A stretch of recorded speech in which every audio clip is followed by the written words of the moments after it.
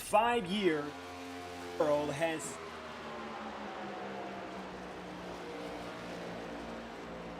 very interesting.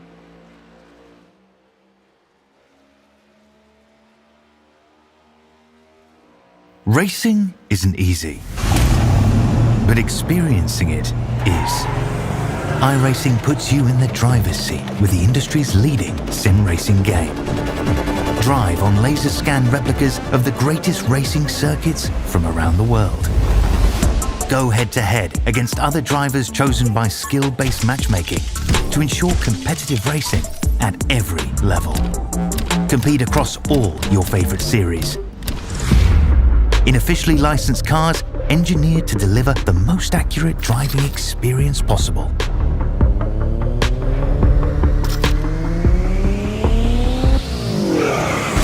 Join a race or host your own with players from across the globe. Race against the computer or in a league with friends. Feel the thrill behind the wheel. Visit iRacing.com.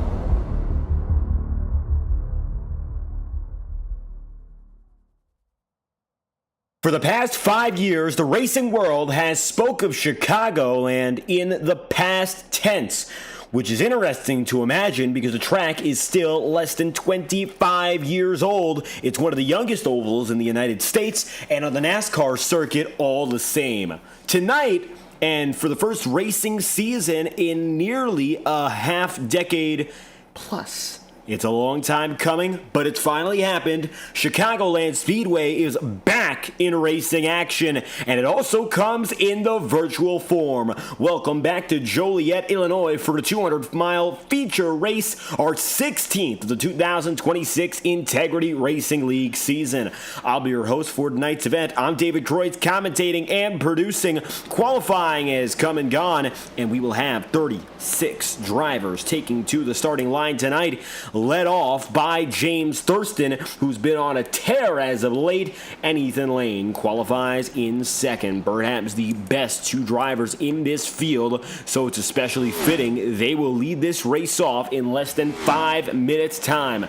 Practice already on the way for the final time in this circuit, and it'll be a 36 driver field, one of our packed nights on our mile-and-a-half venues. Welcome back to Illinois. We've gone here a few times over the past few years. Chicagoland has been a notable stop on the racetrack. Looks a little bit different now that the NASCAR Cup Series is back on the circuit, updated very slightly visually, but should drive all the same. Worn surface, intermediate, wide track, not the highest banking. Without a doubt, set to be a very exciting race, and the qualifying lineup has already been determined. As we take a look with our eye in the sky here from Joliet, Illinois, we'll introduce to you the starting grid before we go green. The mile-and-a-half venues have been very nice to one of our drivers on the front row of this race, but for another, it's one of his very first chances this season. James Thurston is fresh off his fourth win of the campaign. He is once again looking to take race victory, and today, driver number 3 starts P1. It'll be James Thurston taking it to the top of the board for his third pole of the season. He'll line up alongside points leader Ethan Lane, who will start today in second. Zach Shrinton will go third, DJ Stagner fourth, Bobby Keith fifth, and Nate Campbell rounds out the top 6 with your top 10, then concluding with Nicholas Ward, Sam Nieto, Nick Tarbuck, and last of all, Cody Smith. Smith, in the number 18, is ahead of Ryan Potter, the first tonight of the Swamp Motorsport drivers. Ryan qualifies well in 11th, and Trevor Trago in the number 37. He'll take himself up into 12th. 13th place is Nolan Potter. 14th, Ryan Bean. Robert Richardson, 15th. David Davis, 16th. Kevin Matz, 17th place. And 18th is John DeBarro. Right now, second in the championship standings is Ryan Bean. He is tied with Nick Tarbuck. Tarbuck today gets the qualifying edge over him, as previously seen, in 7th. Alex Kim goes 19th. To wrap up the top 20, Jacob Fife in the 36. Brant McClendon goes 21st with Andrew Hamilton 22nd. 23rd is Sean Kalist, and Don Stevenson is 24th place with a 31.4 second lap. 30th place. You'll see him right there at the bottom of this set of rows. But at the top of it is your 25th place man. That is Richard Smith. In 26th is Eli Cars. P27, Josh Gallagher. 28th is Eric McFarland. 29th on a part-time schedule this season, Tom Wetmore. And 30th place is the 01 of Aaron Eads. Tom Wetmore, the first driver not to take a time. He'll line up based on iRating, and so tonight he'll qualify in the 29th position. Final drivers, the final 6, see Joe Yakes, Randy Fiash, Kent Wetherell, Trenton Johns, Austin Cardules, and Michael Ponder. All of your 36 drivers ready to get rolling. 29 taking a time, and 7 starting on iRating. Either way, it is a madhouse in Chicago. 18 rows led off by one of your red-hot drivers, the fastest man in integrity since the beginning of April. Pole sitter for the 3rd time this season, James Thurston lines up alongside the dominant Ethan Lane. They'll complete your front row as practice is over. It's time to make it to the big show. 200 miles from Joliet await us tonight.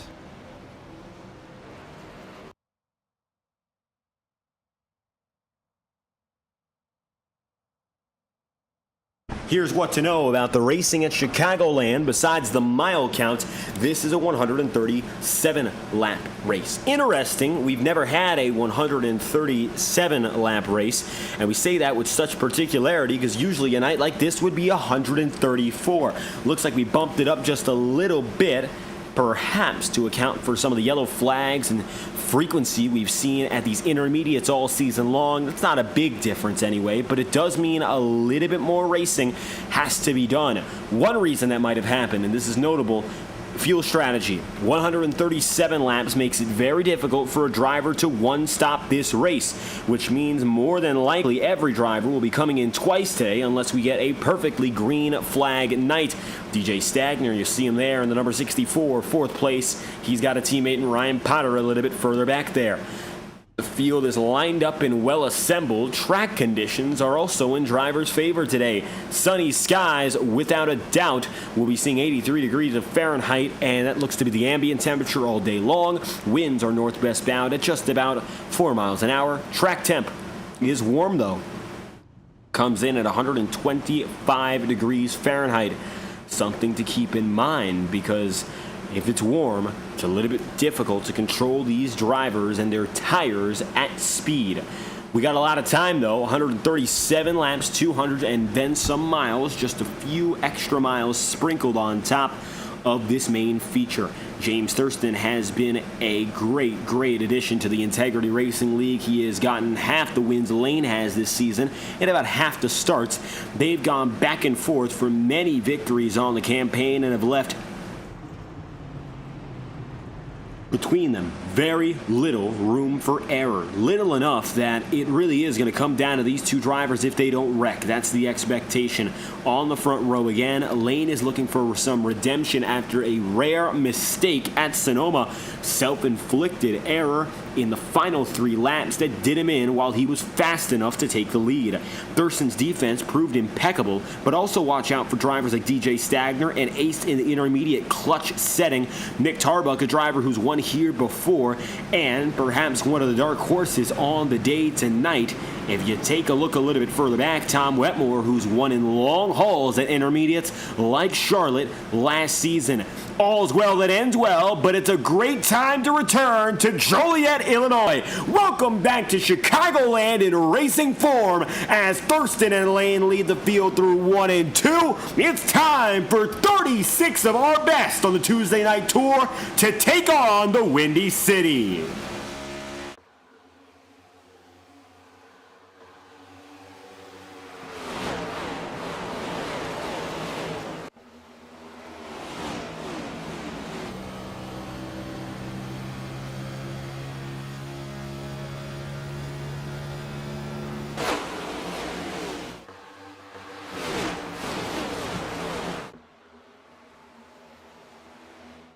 3 wide for the race lead already. Thurston bobbles. Lane does so as well. They'll both leave DJ Stagner behind. It's intense to look at, but still a very well-controlled field at the front. It's going to be Thurston getting the lead back. James Thurston, since April 21st, his debut has been the most successful driver in this series.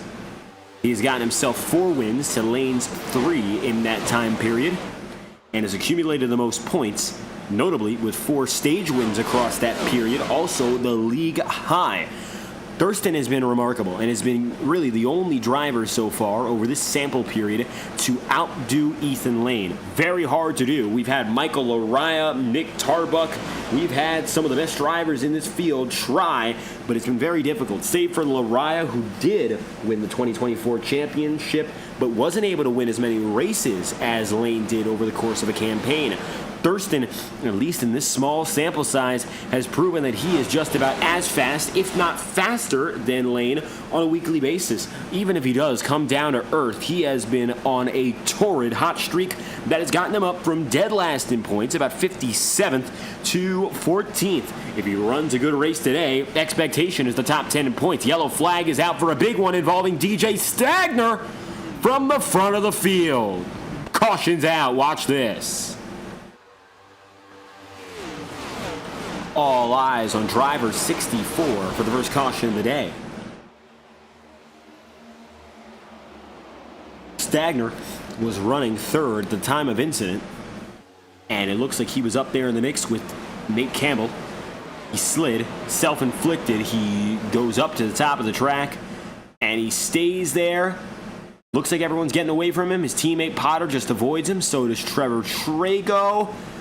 Matt's the first to hit, Kevin Matz, and DJ Stagner goes around. And then the fallout from that is a few other drivers who get involved. Eli Cars goes up and down the track. Mainly a 2-car incident involving DJ Stagner and Kevin Matz. Stagner, who parked it by that point, major suspension damage. He is right now on pit road after that wreck. And most likely his chance at a victory has already been wiped out. It'll be James Thurston, driver number 3, James Thurston, at the head of the field. And the top 2 doesn't shake not a bit.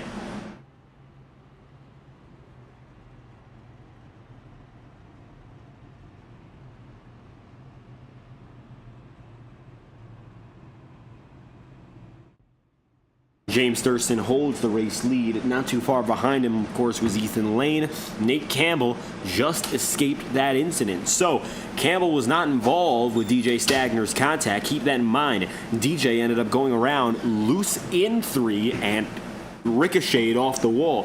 For Campbell, he gets away pretty cleanly, and he is in a good enough spot now to pull himself back together to start on the second row.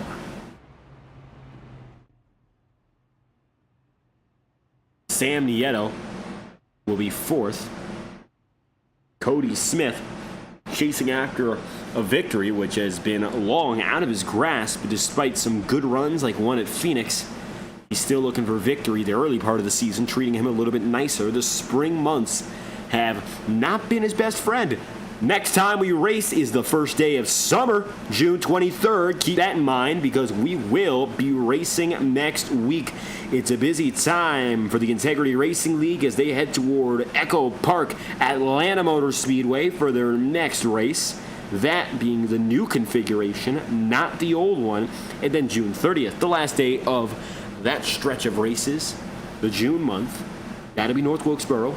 It'll be the 30th, and then we'll have ourselves another week off of racing. A double file as the field runs behind Thurston, the big mover so far. According to our timing and scoring metrics, has been a 5-place move by this man, Ryan Bean. Bean in the 28th, second in the championship, is fighting against Nick Tarbuck for the honor.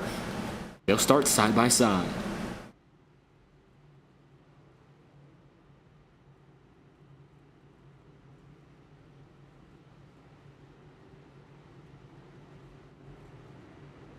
We'll head green, led by the flagship number 3, James Thurston.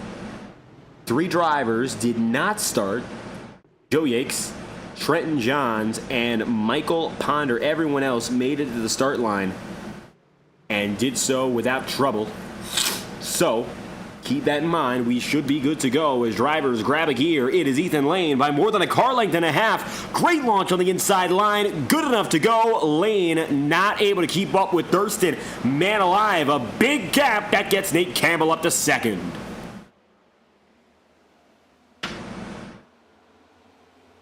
Nate Campbell now more like 3 car lengths back.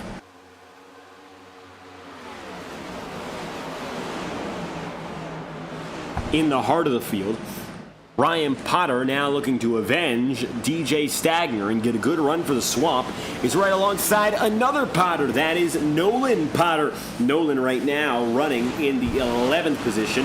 Ryan, 1 spot behind, occupies the 12th spot. As it stands, it looks like it's going to be a little bit of an edge for Nolan. Ryan getting caught behind the backside of the number 4, Nick Tarbuck. He'll choose to go high and try to use the middle to take a spot. Interesting to see. Nolan looks rather confident with the higher groove. He went there voluntarily, and he's going to get a good drive off of 4. That's going to get him above Nick Tarbuck, and it looks like at the line it will be his. Nolan Potter takes another. He'll get it from Bobby Keith and move up to 9th. 9 laps in. Now make it 10. The double digits, the threshold, the first one we've crossed of the day. That leaves us with about 127 laps to go. Early predictions for strategy. Again, I don't think we're going to end up seeing a one-stop strategy as preferential. The reason being, if you divide 137 by 2, which is having the race, you get 68.5 laps. Basically rounds up to 69. Remember that you also have to do the pace lap, which is about the equivalent of a half lap's worth of fuel input or output, and that gives you about a 70 lap first stint that you have to go through. That's very difficult. Now, really, we usually do the 134 lap style of racing at these tracks, which is almost exactly 200 miles. Oh, contact. Eli Cars to the inside in the grass. He saves it. He'll get away with it, and he's alone at the back of the pack. Cars got loose off of 4, and we'll play the lap back to show it to you. Eli Cars loose off 4. He will continue on.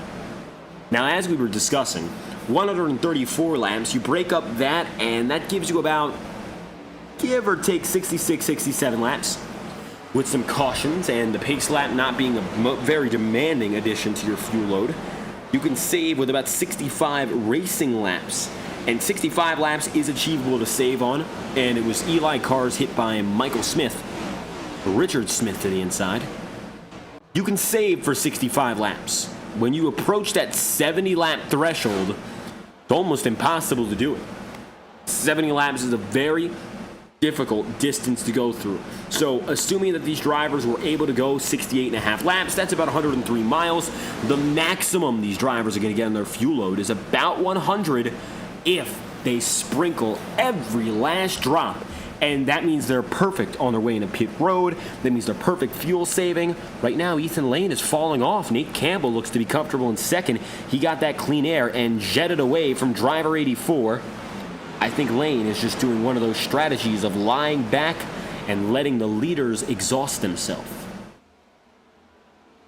So very likely we're going to see a 2-stop strategy today, which means that pit road could open as early as lap 47, lap 48, something in that threshold, before the 50s, sometime in the 40s, and then everyone's going to deal with themselves and they'll move on to the next step, and that, of course, is going to be the next middle cycle. That's going to be the telltale story of the day. If these drivers decide to go for a middle cycle, where they go in the mid-40s and stay out until like a lap 90, or if they really try to go for the one-stopper, or they stretch it as long as they can. Maybe, no matter what happens, stretching for 60 to 65 laps is the ideal thing to do. The reason being, you get a lot of fuel load out of the way here. That gives you less of the race to compartmentalize. Say there are cautions, you're in more control. So let's say you go until lap 60. You come down to pit road. That leaves you with about 70 laps left to go. Not a long distance by any means. There's a pit stop, cycle, and then say there's a caution 25 or 30 laps later. You can go in without the worry of going off cycle, and you have extra tire at your disposal compared to going for a fixed two-stop strategy. That could help you in the long term, but it will make it a very difficult opening run.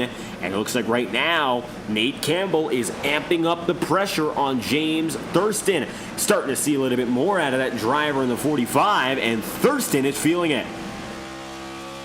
James brushes the wall.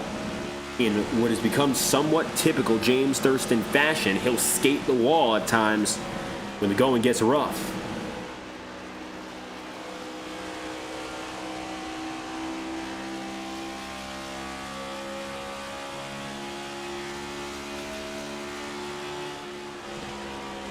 Nate Campbell has been great off the exit of corners, and it looks like this lap maybe a little bit less so, but his magic has been getting up there to the corner exit and getting quicker launches than James Thurston.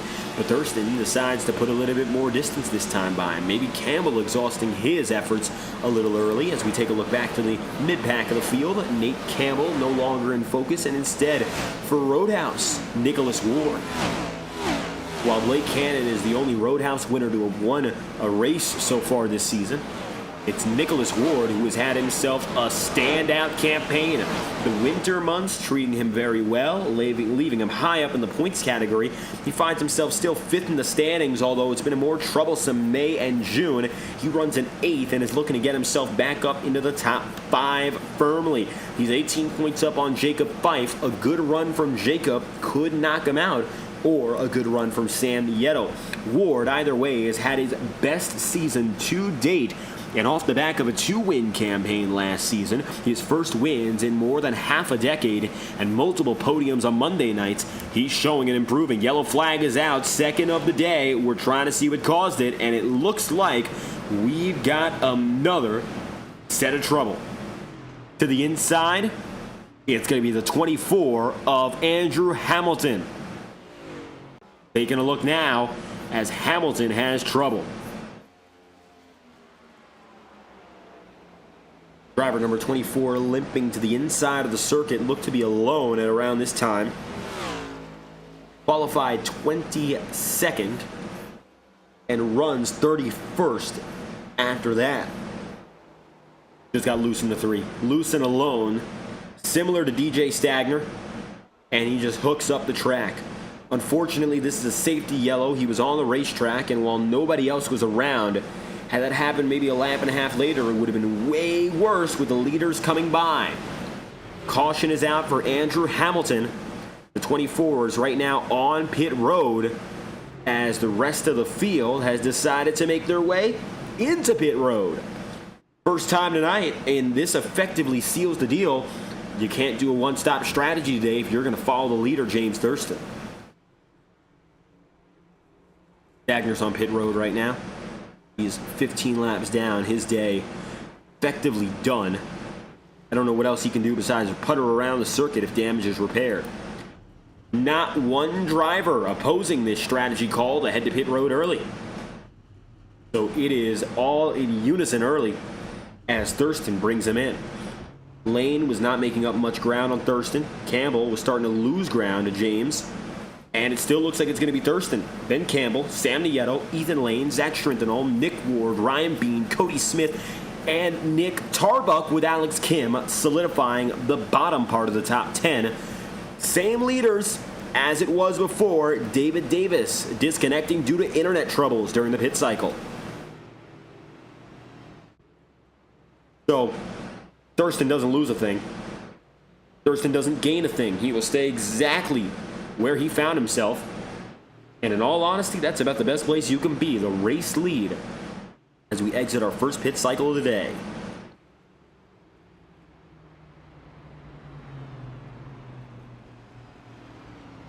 So the two-stopper is now going to be practically mandatory. Basically means that if you want to get to the end of the race, you need to refuel at least 1 point throughout the rest of the night. If drivers are to run their fuel load out from here, They would end at about lap 85. That would give them about 52 laps remaining at the end of it. Those, of course, are early estimates, and there's a whole lot of strategy to go.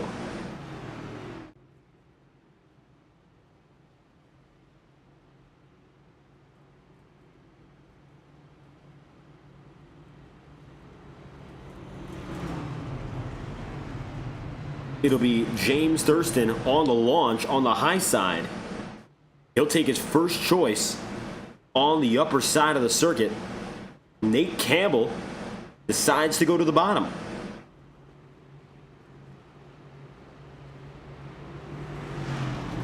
Lane and Sam Nieto take the second row, third and fourth. Zach Trentinel, Nick Ward, Ryan Bean, Cody Smith, Tarbuck, and Kim, the top 10 as they came out of pit road. That's the way they stay.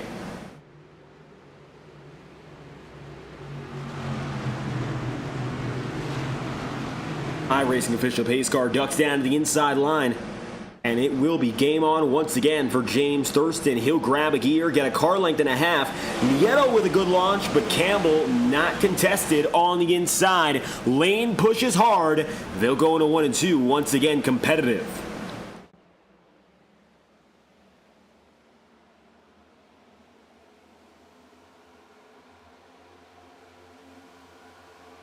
Ethan Lane stays side by side with Sam Nieto. And it's a toe-to-toe fight for third. Lane has not yet settled in for the top 2 places today. He led 1 lap at the beginning of this one. Otherwise, he has fallen back into the 3rd spot for the majority of it.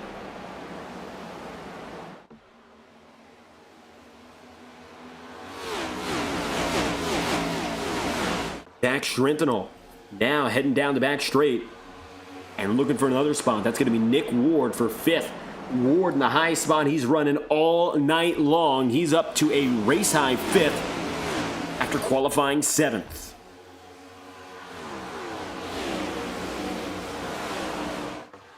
Sam toe-to-toe now at the 97. Getting into his inside as Ward goes up top. No trouble this time around. Entire field comes down in one piece. Oh, contact! It's going to be John DeBarro. DeBarro goes around. The 61 still sliding. The caution's out.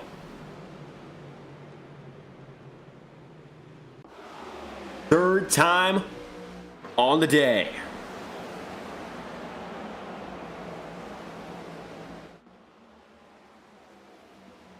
John collecting some contact from Bobby Keith as both of them just happen to find the same road. And then Tom Wetmore with the finisher there as the 61 goes around from the back end camera on John DeBarro. John in the fight for second in points. Not good to lose track position, but other than a set of scuffed tire, he should be good to go. John reels it in. Escapes big contact and will continue on. Bobby Keith, Tom Wetmore, and notably John DeBarro involved in caution number 3.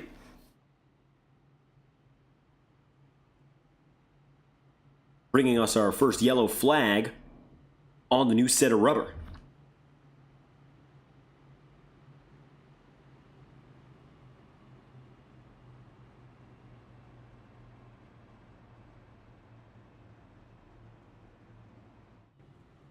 Two laps remaining until we grab a gear and get moving once again. It will be James Thurston who leads it. Nate Campbell in second. Ethan Lane in third. They are the top 3, and they have more or less been the top 3 since the beginning of the jump off the green flag. Campbell has had himself 1 position ahead on Ethan Lane, but has not yet gotten around James Thurston. Thurston finds himself the race leader and has done so in a dominant fashion.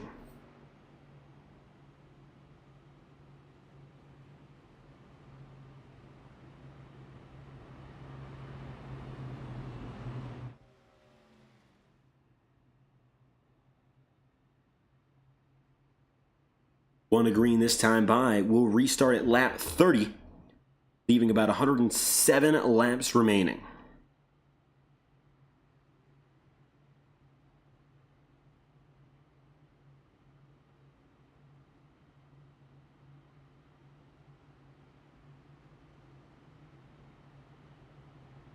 Thurston is looking at his 5th victory on the season, the potential for it. Campbell looking for number 2. Ethan Lane looking for number 9. Ethan Lane, of course, with the most of all.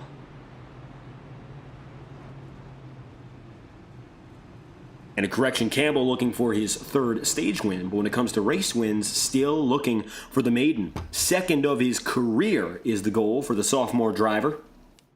Ethan Lane with well over 25 Integrity Racing League victories, and Thurston with just the 4 off the season.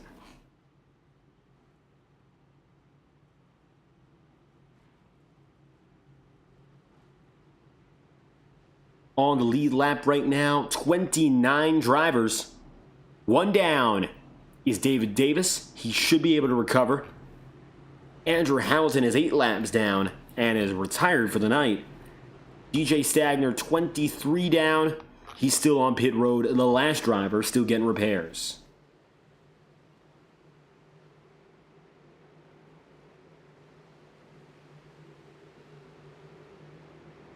iRacing official pace car, down and away. Back to business for your 4th restart of the night. Lap 30, Lane gets the jump to the inside on Campbell. And the fight for that catbird seat is back on.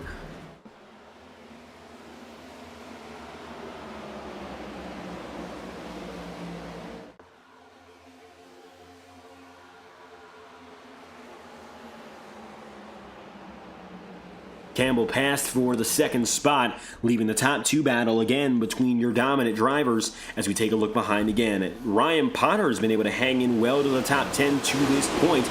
And it looks like with DJ Stagner and early out, all eyes for the Swamp Crew are in this number 99, making as many moves as he can to stay in the race-winning fight. 3 wide right now. Ryan Bean looking on the inside of Potter. Shrintenal gets the launch. Potter's going to follow. And Ryan looking desperately for a chance to enter the top 10, although it looks like right now Shrintenal just might take that shot away from him. And now they're all in it. And it is as tight as it gets. Potter looking upstairs on Bean. Bats for 7th. Alex Kim, Cody Smith, Nick Tarbuck all knocking on the door or holding it. Oh, contact to the inside. Ryan Bean's low, but he will recover. And he opts to recover on the apron before merging back into traffic. A very unaggressive merge for Bean. And that makes it a lot safer for all the other drivers, so kudos to him. But that's going to cost him a lot of time as he's still on the inside trying to get back up to pace. Ryan Bean is now down to 23rd and could drop as low as 26th. He's behind John DeBarro and is only just getting himself back into business. Ryan Potter is 5th. Potter is moving up in a machine-like pace. Now, why? The answer is he just feels like it. As you can see right now, everyone's last pit lap was lap 22, which means that everyone's basically on the same set of Goodyear rubber. I don't know what the difference is between the Ryan Potter we have seen in the start of this race and the Ryan Potter you are looking at right now, but all of a sudden, Ryan has decided he's got the confidence to make these moves and continue to take these spots. He's now in 4th, the highest he's run all race. That puts Sam Nieto in the 5th spot. He got by Nicholas Ward, who is now dropping into 6th. So 2 positions gained on driver number 97.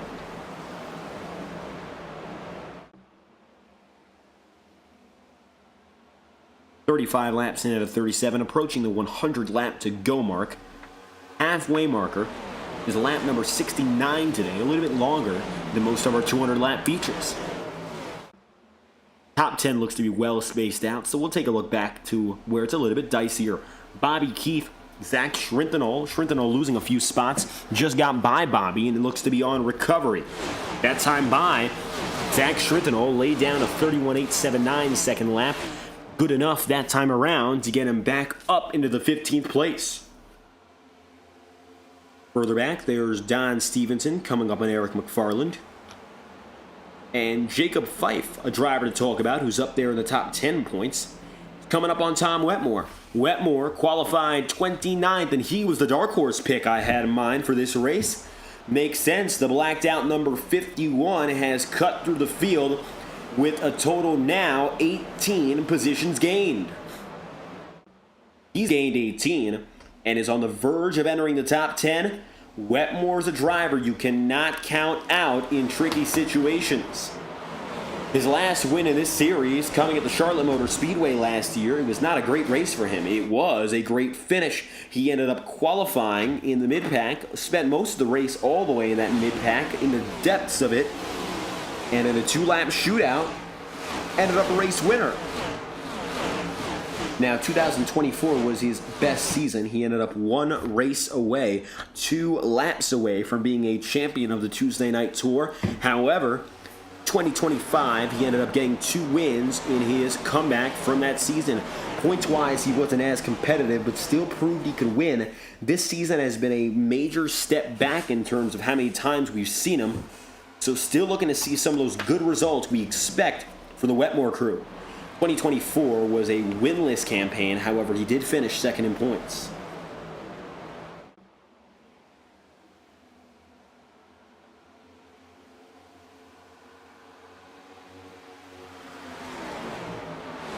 '51 still all over the back end on Nick Tarbuck. Nolan Potter, eyes on Cody Smith. Take a look aboard now as Potter drops to the apron, watches Nick Ward. Rearview mirror filled with Cody Smith right now, who's just on top of him.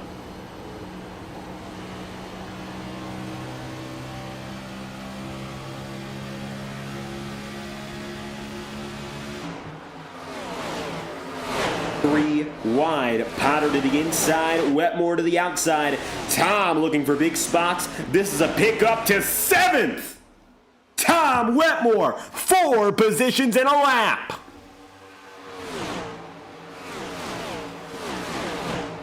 How about that for driver 51? Tom Wetmore makes his way up into the 7th place. Up 22, and now coming up on another big mover in Alex Kim. Battle for the lead, red hot. Ethan Lane just took it, and Thurston falls back to 2nd. At the line, new race leader, driver number 84. Now look at that. Lane takes it to the point. Campbell is still there. Your top 3 drivers are separate in total by maybe 6 car lengths from top to bottom.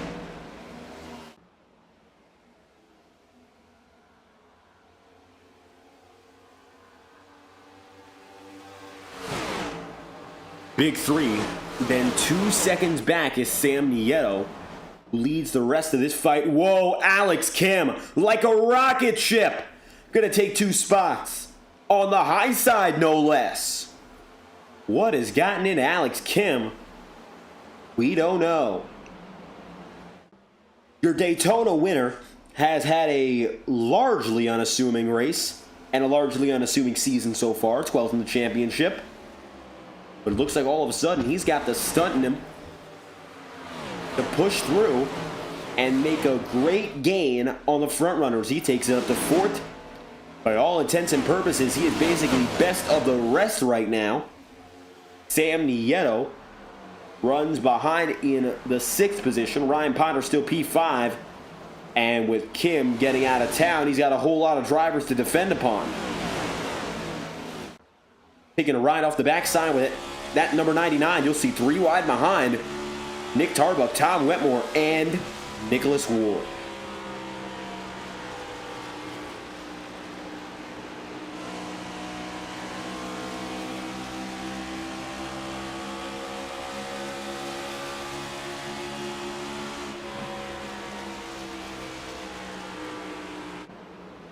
Wetmore is there. Oh, but Wetmore's loose. Tom Wetmore to the inside, losing about 5 spots. He just bobbles through 3. He'll have to put it back together at the tail end of this pack. Lucky not to lose anymore as teammate Eric McFarland comes up and maybe gives him a slight nudge.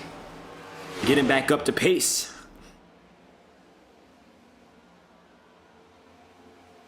Ryan Potter, 5th. Nolan Potter, 6th. Nicholas Ward, 7th. Wetmore dropping off is going to free up, at the very least, 1 position for all these drivers. Jacob Fife gets back inside the top 10 conversation. Still knocking on the door, but he gets 1 step closer with Tom Wetmore bowing out. Potter, side by side with Alex Kim. Kim took off like a rocket ship and was able to gain all those spots. Now let's see if they can bring him back down to earth and do so quickly.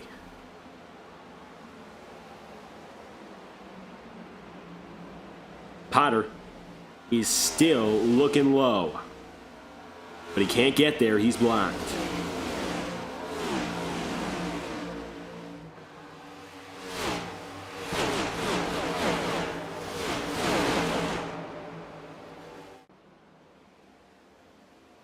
Ethan Lane leads the field by a 1/4 of a second. No big updates on the race leading competition, so we'll keep our eyes peeled on the upper mid-pack. Tarbuck on Ward. Battle of the Knicks. Driver number 4, keeping himself low, and it looks like the 97 can't quite keep up. It's going to be a battle now with Cody Smith to take a spot. Jacob Fife in the 36 is just ahead of Brant McClendon. McClendon qualified 21st and is up 10 places today. Wetmore is fallen a little bit further back, but it looks like he's recovered solidly. He's back on pace and in 15th, and just trying to pick up the pieces to do it all over again.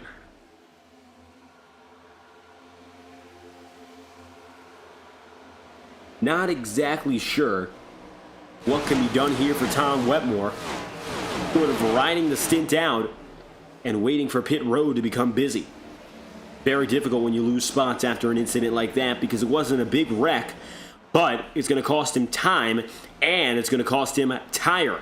And perhaps the most valuable resource on the racetrack tonight that you can have or not have is tire.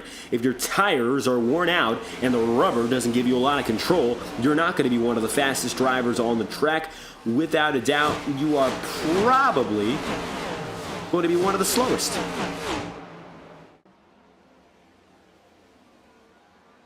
So, caution's out up in front, and it's going to involve Austin Cardules, a lapper at the time of incident. Take a look at this. Yellow flag number 5 as Austin in the number 31 got loose through 2, went down the track and came back up it. Similar incident to Stagner. About the 3rd time we've seen an incident of this nature before. Austin Cardules gets the yellow flag going. Ryan Potter dives under. No trouble. Just some scuffed tire. And again, Austin will be more than ready to continue when we go green next time by. That is one good thing about it. These aren't big wrecks. The drivers are able to continue, but it is a shame that it puts an end to the flow of racing. I'm sure Lane is not happy about it, but I think Thurston and Campbell are going to be ecstatic. Time to go down to pit road for pit stop number 2. This means it'll be a 3-stop race at minimum.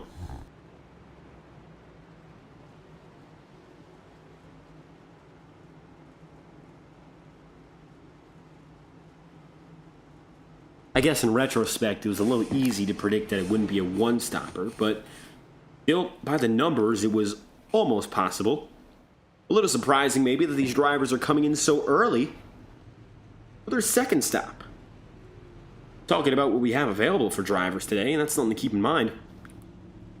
Tire sets are not infinite. These guys have with them 4 extra tire sets. They've now used 2 of which. Ethan Lane wins the race off pit road. Campbell gets the better of Thurston. Then it's Alex Kim Ryan Potter, Cody Smith, Nick Tarbuck, Nick Ward, Jacob Fife, and Brant McClendon is 11th. Higher top 10 rolls out. Glendon, 10th off pit road. The reason that he's not in the top 10 is your race leader. No, not Ethan Lane. Right now, the field is led by Sean Kalist, who is going to lead his first lap of the day.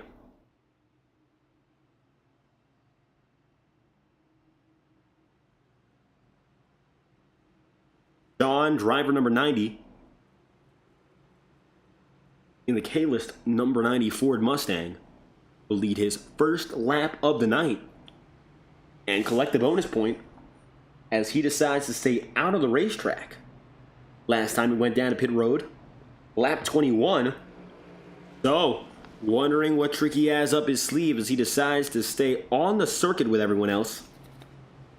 I don't know if that's going to fare well for anyone. The big problem with it is old rubber meeting a field that will be definitely much faster.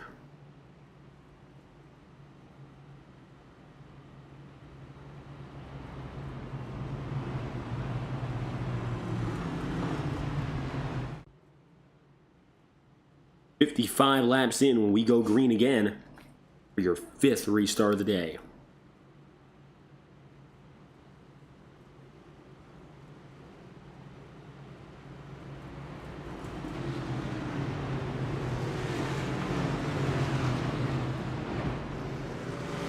All eyes on Kalist.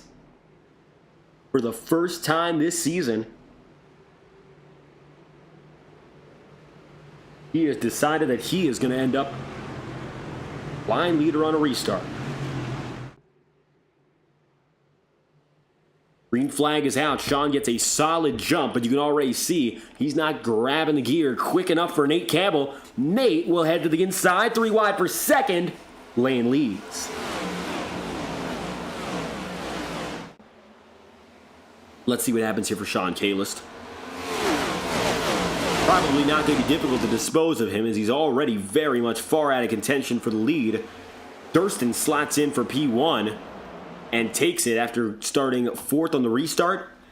Sean Kalist is passed by everyone under the sun and will drop back on this first lap at the line from 1st down into 19th. And has already dropped a few spots more. James Thurston is your leader. Nate Campbell is chasing after the man in the 84 for second again.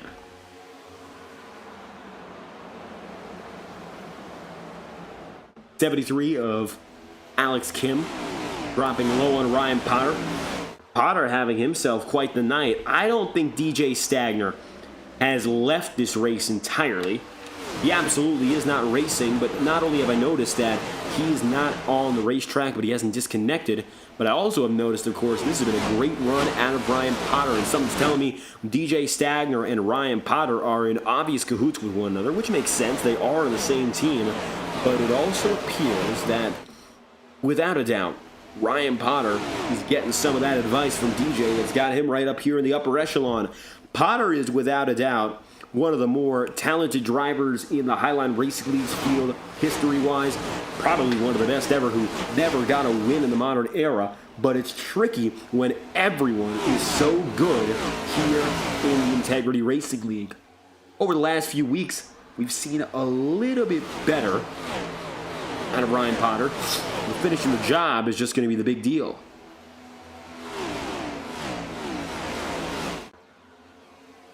Potter is 4th and runs technically as best of the rest for the time being. And not only that, but he ends up ahead of Alex Kim, who is pretty far back right now. And then the remainder of those battles that go on as we get increasingly closer to the halfway point. Jacob Fife up high.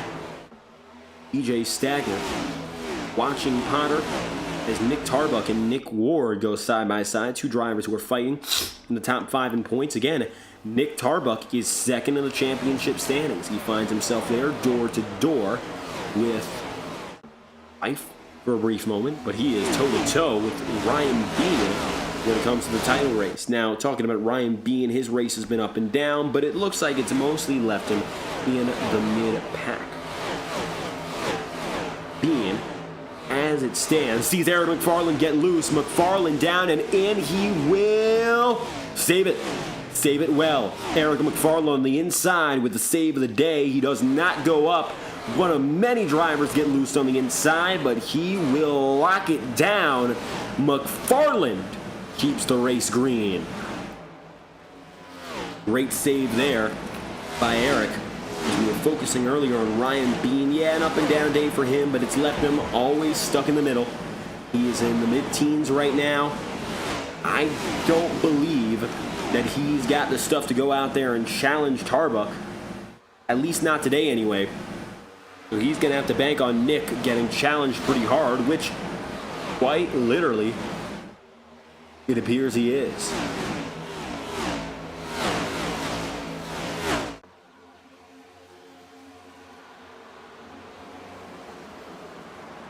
Down to the inside again. Nick Ward gets by Tarbuck. And it looks like it's going to be time for Jacob Fife to do the same.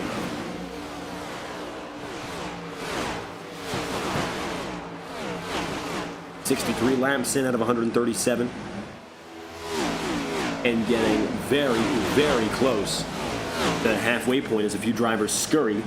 Ryan Potter, one of which, and Potter with a bad break out of 2 as we get to the instant replay. Right up there with Alex Kim and Cody Smith, but trouble, or rather, a little bit of trouble, and the problem persists.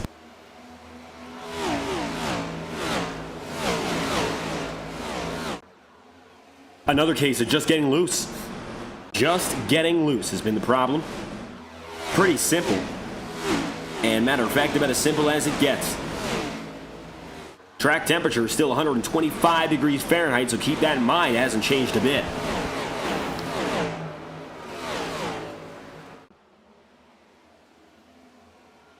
Warm track temp combined with the driver, who very clearly is pushing it to the limit. He gets by Brant McClendon, though.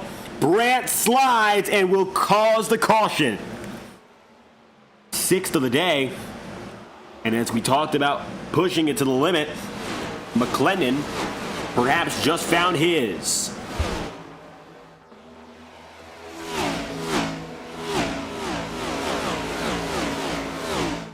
Take a look at this again. As Brant McClendon in the Menards number 12 goes around for a loop.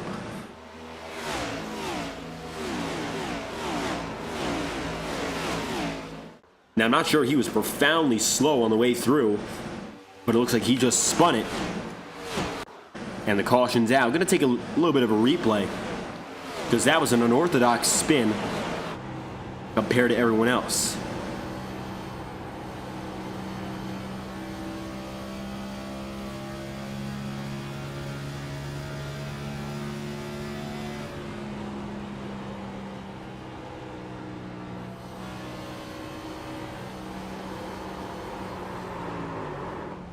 No, just looks like he tried to lock it down. Definitely slowed it. And then spun it at the very end. Just couldn't control it after it first went. McClendon gets the caution. And so we will bring the field to the second half of this race with a restart.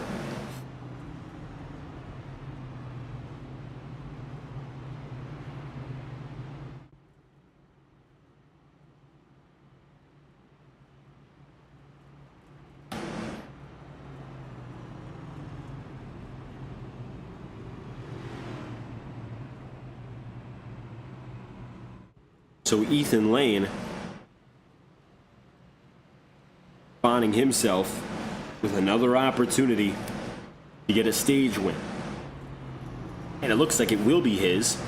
He will take the stage win lead for this season back from James Thurston, who charged to get his first 4. And Lane this time around will collect his second consecutive.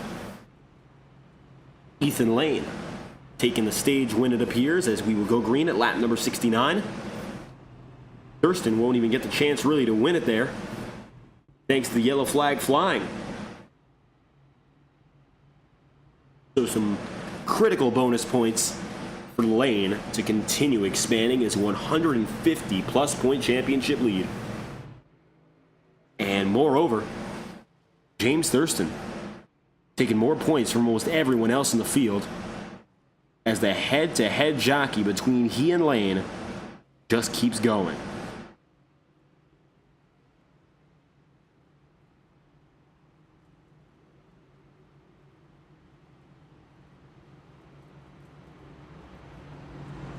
Double file as we'll head in the second half. Same top two that brought us to the start in opposite order.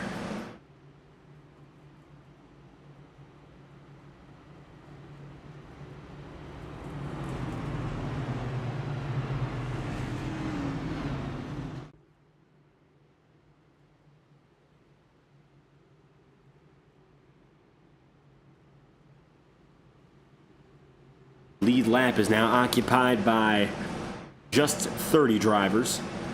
Andrew Hamilton, last one out. Randy Fiash is getting off of pit road right now. Should be just enough. Get back there on time, as Ethan Lane brings the field through 3 and 4.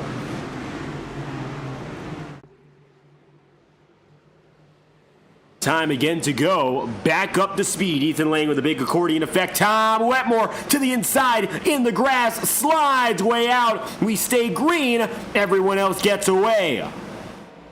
Back to business. Welcome to the second half. A nasty start for Tom Wetmore. And he won't even get to see the top 20 as he rolls right back onto the racetrack and puts himself on the circuit. Ethan Lane leading, Thurston right there with him. The final stretch, we're slowly approaching it, and we're back in action.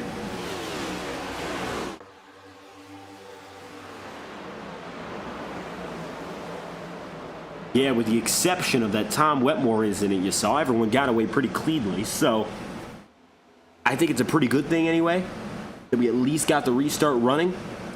Problem is, and I guess this is the worst part of it all, Wetmore is going to be so far back. I mean, he is practically entirely uncompetitive for this run. He's in racing purgatory on the lead lap, but he is not at all close to finding himself anyone to race against. And with some front end damage as well, Tom is in a bad spot. Back one spot under where he qualified, and gee, it takes a lot to go all the way back down to 29th and 30th. He's found the basement floor, something that we didn't expect to see out of him, even with where he began. He's been above the expectations for the majority of the night, and now looks to be even and even with them. 67 laps to go. Ethan Lane leading James Thurston, and that gap is still 0.2 of a second. Lane looking to be the faster of the big three tonight. Thurston's gotten some breaks to lead, but it hasn't been quite enough.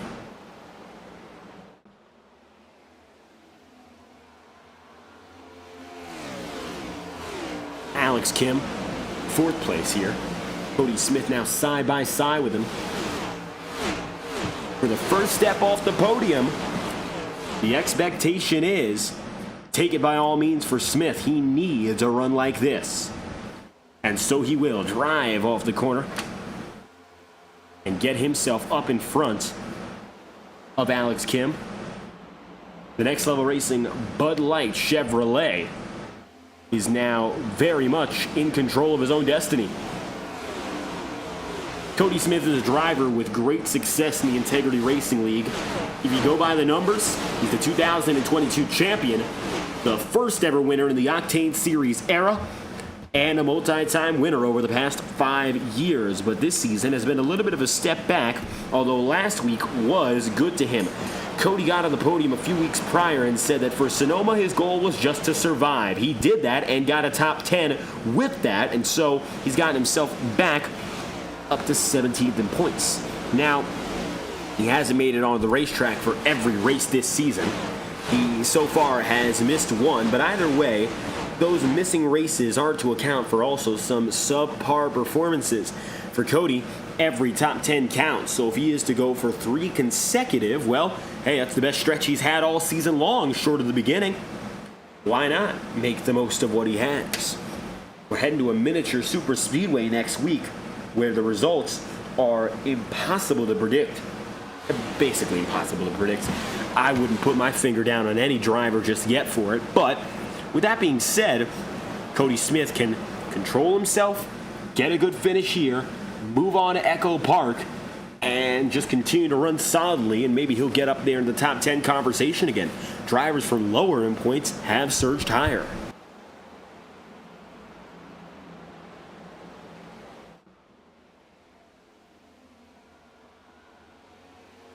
Nick Tarbuck, Ryan Potter, both eyeing. Potter had himself a little bit of a mistake on the previous run, but the yellow flag got him back in order. Ryan now has himself just behind Nick Tarbuck position-wise and is in 7th. With the Swamp Motorsport crew putting all the work they can in to keep this number 99 fast, it is without a doubt the best potential run for Ryan. And if he can finish it off with the top 10, it is major.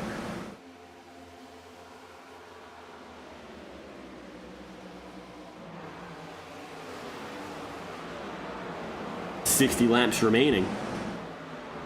Jacob Fife, with time to spare on this chase, gets by Trevor Trago.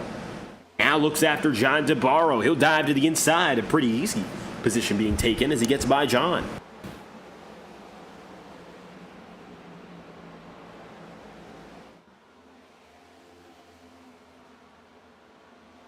Yellow flag is out. 7th time on the night, it appears David Davis is perhaps involved.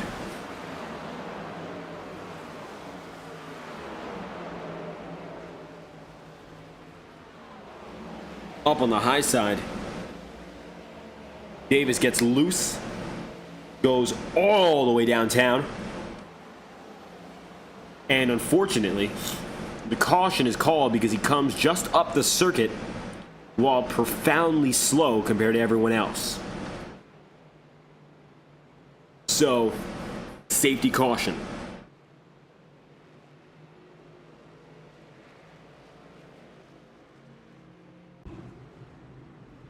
.59 laps to go. The yellow flag is out. And Ethan Lane brings the field in for a 3rd pit stop. Remember, 4 extra sets of tire available to drivers. So, this looks to be the majority of the field coming in. Potter stayed out. McClendon stayed out. Not everyone decided to come in this time by. But by all means, it remains the majority of the field.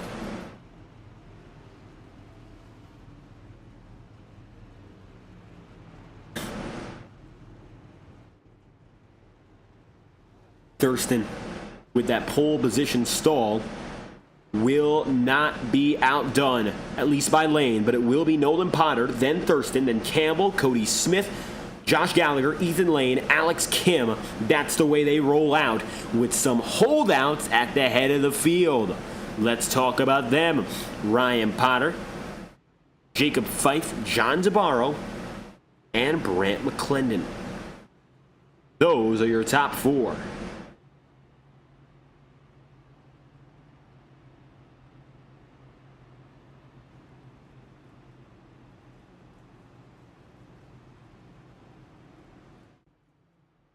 Potter is the man that leads the way, and he's had himself a very solid night so far, without a doubt, with top 5 pace. But he last went down to pit road at lap 53, so about 30 laps ago. Well, more like 25. But either way, still a little bit longer than everyone else. Just went in on lap 80. Brant McClendon Went in about 13 laps ago. With the yellow flag laps involved, he might have a better time. Doesn't make sense for him to go to pit road that early, but he is slightly off cycle regardless.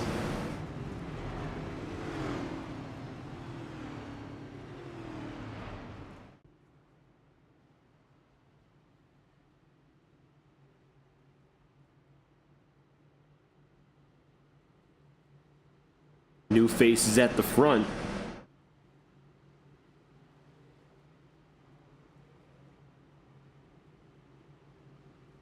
James Thurston and Nolan Potter. So Potter leads them all off pit road. He was 6th. Oh, he will be 6th. Thurston goes 7th on the inside.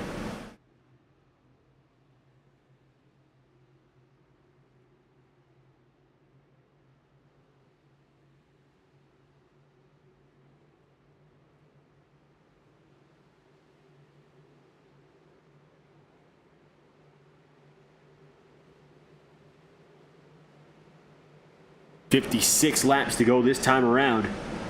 Ryan Potter, shaky but fast, good enough to get the launch by a car length and a half, and while Fife saw it, he can't do much about it.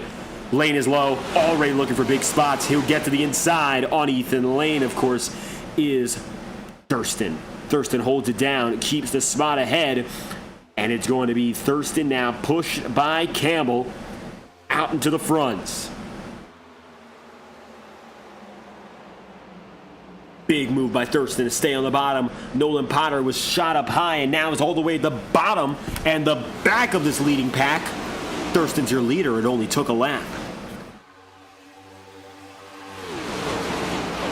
Ethan Lane side by side with Alex Kim. John DeBarro up on the higher side. Now Brant McClenny coming through.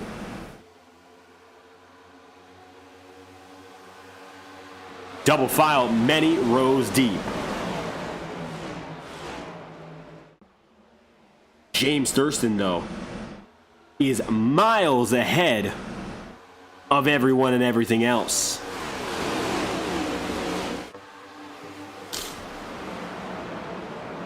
Nate Campbell is now 2/10 up on the man in the number 99. Driver number 3, though, way out ahead. Contact. Alex Kim to the inside. He goes to the apron. He'll save it. One trait we haven't mentioned so far about this racetrack, but you saw it right there. This place has a wide apron. One of the widest ones in the entire circuit of stock car racing, and it allows for drivers to recover themselves in ways that you can't do everywhere else. Now, one of the most interesting things about it is not only is it wide, but if we take a look upstairs, it's a little bit curved. You'll see here as drivers come down the back straightaway and find themselves approaching the outside wall, there's a little bit of a curve that sends you into the next set of corners. That, of course, is going to leave these drivers the perfect chance to arc their way into turn 3. It helps them out a little bit. But you don't think about it when you're a driver. You kind of just adapt to it as it is. Top 3 are the top 3 again. Ethan Lane now in 3rd, Campbell in 2nd. Take a ride on board with Nolan Potter and see if you notice that curvature as they go down the back straight.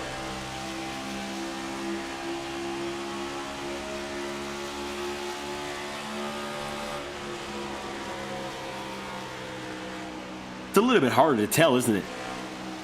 It's something that doesn't come up a lot, but in the case of Ryan Potter, who we saw having to save it down to the inside, you sometimes need that extra wiggle room to get yourself out of a problematic zone. And it meant an awful lot right there for the driver, the number 99, or the 73 of Alex Kim, both of which in similar... Oh, contact! Nolan Potter's around, and it's big. Strengthenal involved, so is Nick Ward. Heavy hitters with big damage. Yellow flag is out, and it's the most important of the night. Watch this.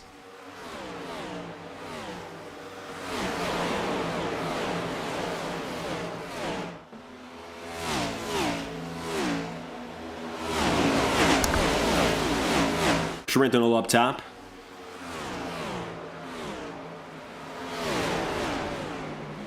Nick Ward getting that contact too.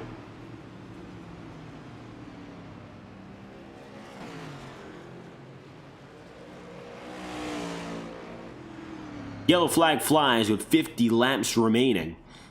James Thurston is the man of the hour once again. 10:10 on the East Coast, as it is in the virtual Joliet, Illinois, but it's still sunny skies and track conditions have remained practically identical. Leading man is James Thurston, but it's been a back and forth between the top three.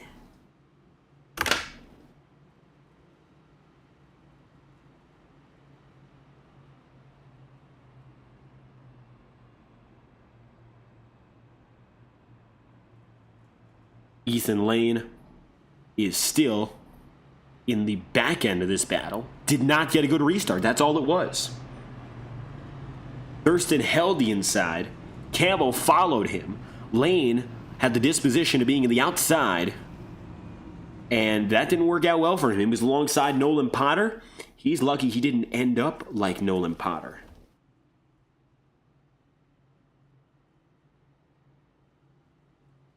.49 laps to go.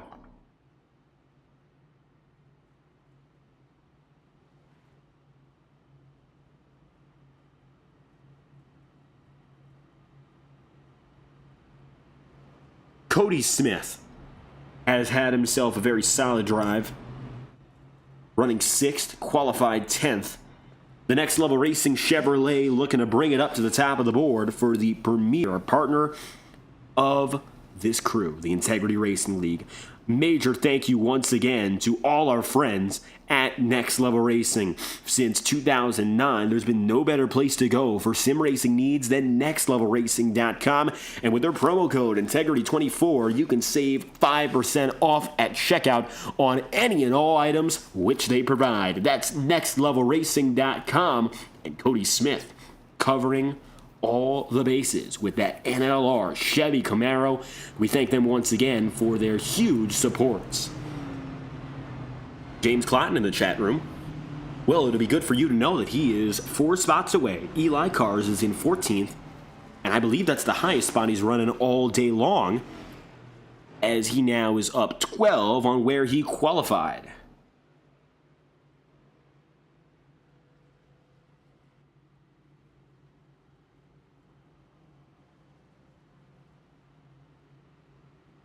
.47 laps to go.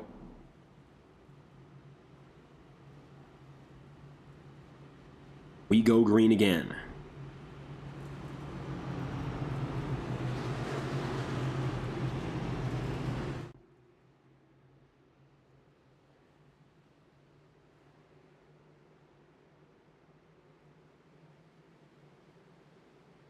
Ethan Lane will follow James Thurston out.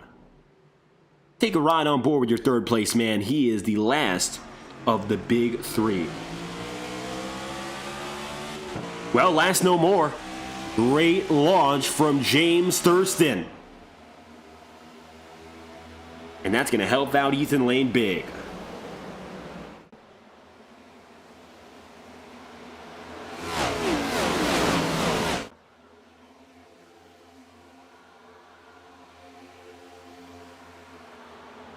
Ryan Bean ducks low to the inside on Jacob Fife here.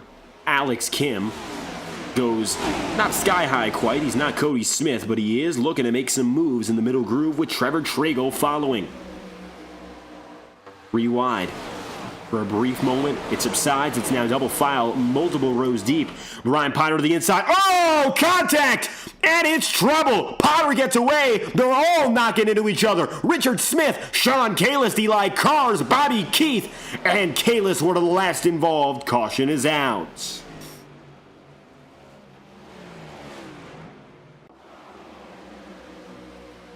Yellow flag, and it is perhaps the biggest wreck of the night. It begins with Ryan Bean into Ryan Potter.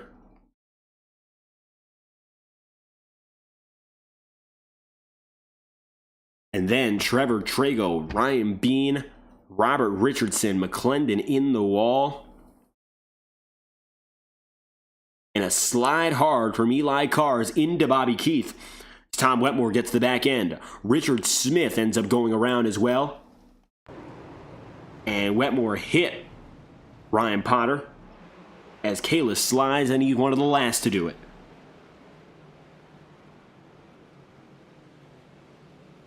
ride on board with Sean Kalis as he basically saw everything develop.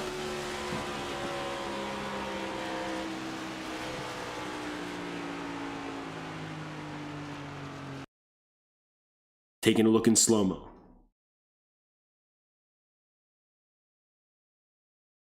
Richard Smith just happened to be the one who tails him. And he gets it in control enough to avoid Wetmore and Potter while coming back up the track.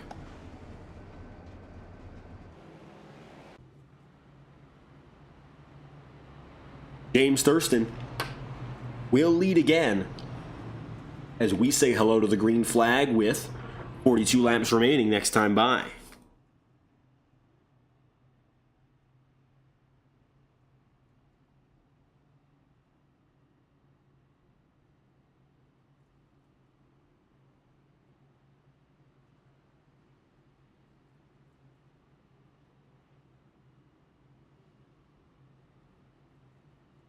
James Thurston with the number 3, Ethan Lane with the 84, Nate Campbell with the 45. How many times have we said that tonight? It really has been these three. And usually, of course, we talk about Lane and Thurston going at it, but Nate Campbell has made a highlight night out of this race, and he's got a lot on the table if he is to win. Nate finds himself just 10th in the championship standings, 28 up on Brant McClendon, yet he is only 9 back on Trevor Trago, who is 9th in points. A victory today could very much solidify his position in the championship race, and of course bring a lot of confidence, much needed confidence, not only to Campbell, but perhaps to the rest of the field on taking on the giants of this series, which has seemed like an impossible task for basically everyone.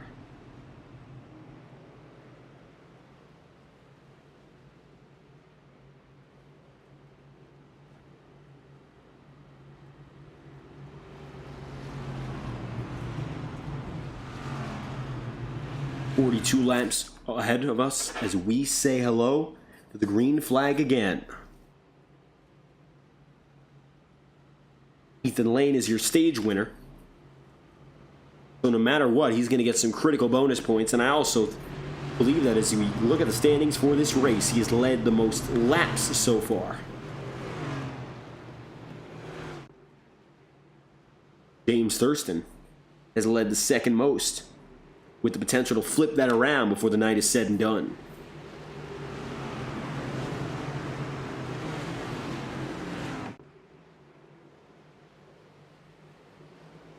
Green flag flies. Ethan Lane again with a great launch. Nate Campbell has been very good as the second driver off the dominant line as he gets again right up to Ethan Lane.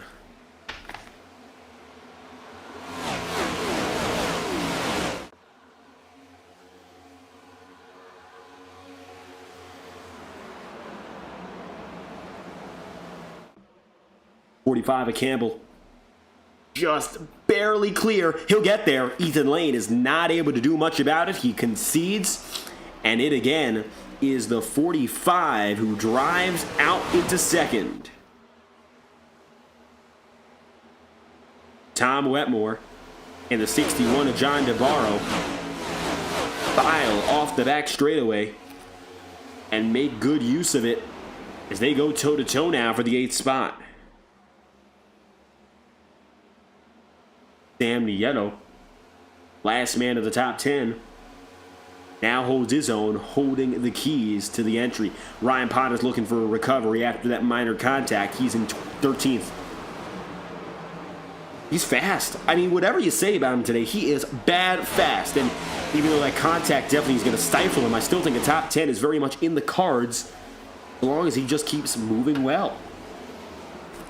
I mean, he's coming up on Sean Kalis pretty quick. This shouldn't be too hard to get on him. Qualified 11, so anything lower would probably be lower than expectations.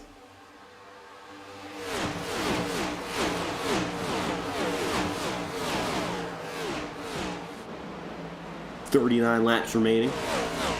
Ryan Potter eyeing Kalis hard.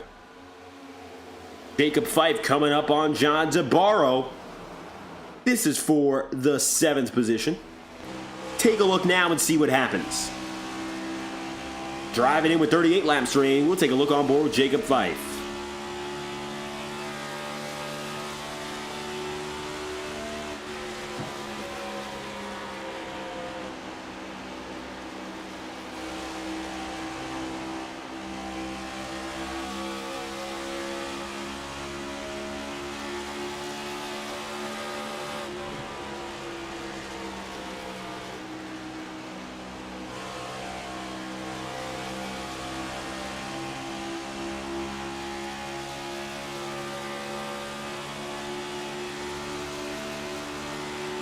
Tom Wetmore is going to get by Fife. That lap not as productive, perhaps as expected for Jacob, as he heads to the high side of the ceiling.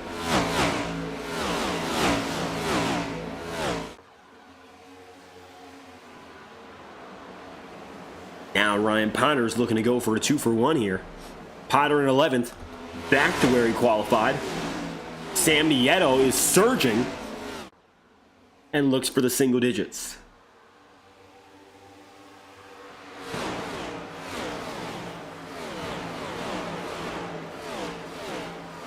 .36 laps remain. DJ Stagner far out of this frame now, but watches it's going to be James Thurston and Ethan Lane going side by side for the lead. Lane loses it again. Thurston takes over once more.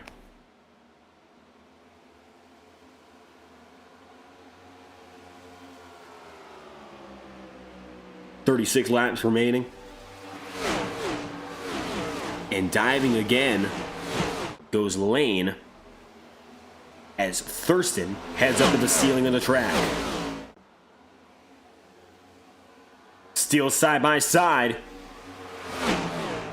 In the unlikely, yet very possible chance that these two make contact, you know whose race it is. That man is standing just behind in his number 45.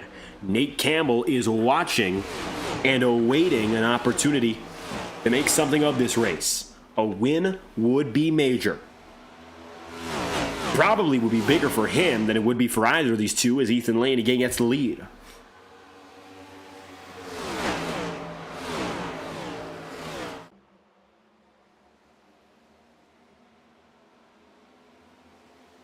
Thurston bangs the door and gets off well, but 34 laps to go, and a mistake like that can still cost you time, and he's a quarter second back as Ethan still looks just a bit quicker.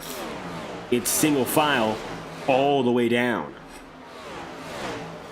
Bobby Keith, Austin Cardules, Aaron Eads, Eli Cars, Robert Richardson, Nolan Potter, and Trevor Trago go down to about the 23rd place. That's just a rundown of some drivers in the bottom mid-pack. 28 in the lead lap, the last of which is Eric McFarland. He's 19 seconds back and might be at risk of going one lap down if we stay green the rest of the way. Which, given how far we are into this race, very clearly could be enough to go the distance.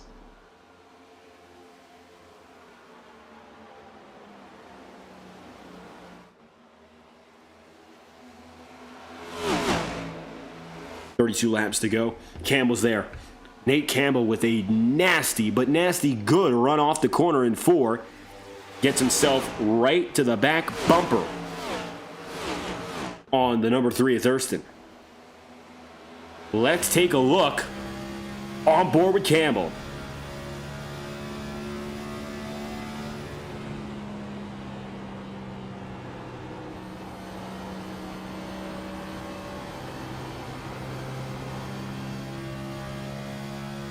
Take this lap on board with Campbell and see what he can do. 30 laps remaining. Let's watch and learn.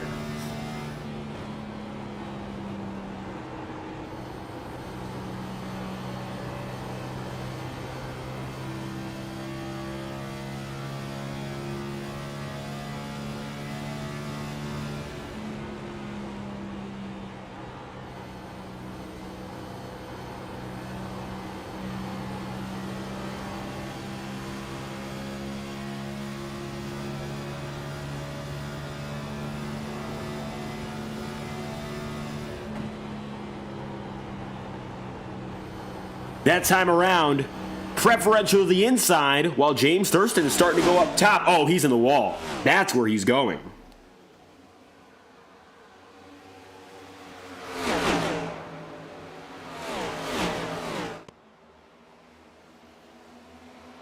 Side by side for second. Nate Campbell here is holding his ground and holding it pretty firmly against Thurston. Maybe a P2 is very viable. Ethan Lane is still showing no signs of giving up.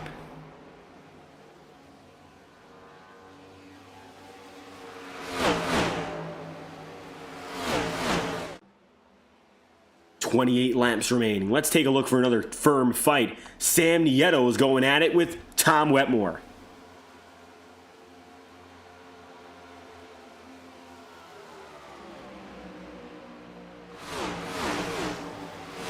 Wetmore has had an up and down day, but it looks like it might just end on a high note. The 51 machine has himself up 20 spots. Even with the front end damage he's got, he's pounded in just a bit. I think the difficult thing is he just has a little bit of a hamper on him performance-wise. And that's basically it in terms of getting a top 5. But he has been working as hard as possible to make it a good night. Top 10, very much a possibility and a probability with how far he and Don Stevenson are ahead of Ryan Bean. That's about 3 seconds they've got here. 3 seconds isn't insurmountable, granted. But at the same time, I think that's going to be just enough for him to go the distance and hold the top 10.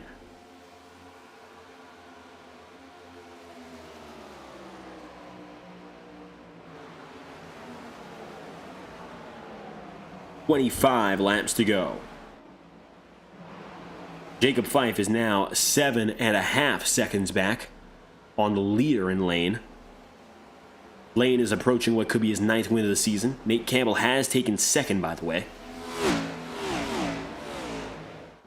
And it looks like now it's a very comfortable gap for Lane, who is only expanding it.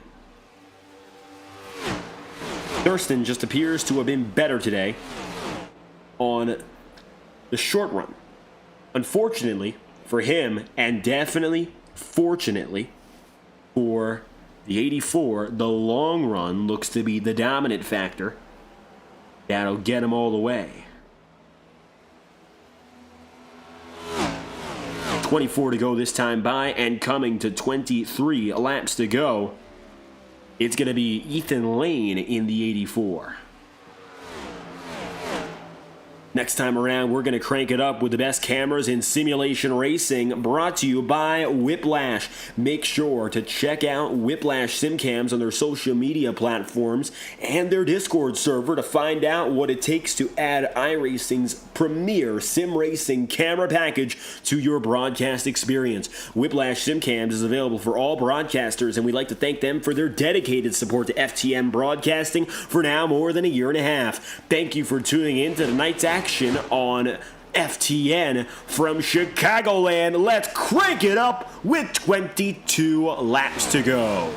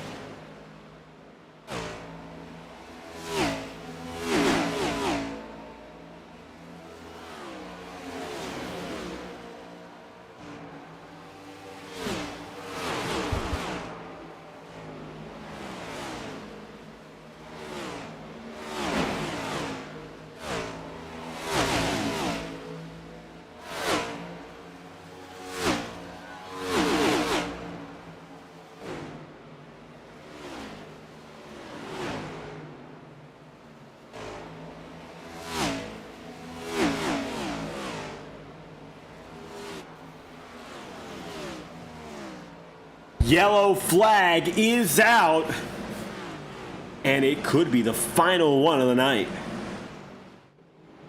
Now, who exactly was involved is the big question.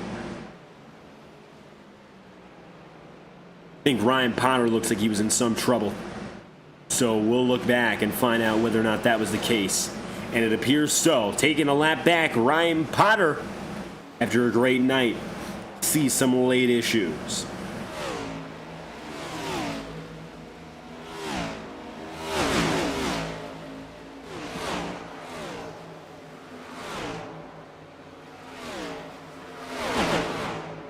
Up on the high groove. Yeah, Potter just wiggles, clipped maybe by K-List in the most minuscule way, and he just slides off the track. So the yellow flag is going to fly because of that. It's a safety issue. Take a ride on board with Sean K-List and see his point of view. I don't particularly believe it. Not only was it not intentional, but I don't even know if K-List really finished him off. But we'll take a look. And this should give us a better perspective on what happened. We'll take a look outside the cockpit. And I would say, oh, they made no contact. Potter corrects himself just before a nudge and gets out. Everyone's down to pit road for the final time.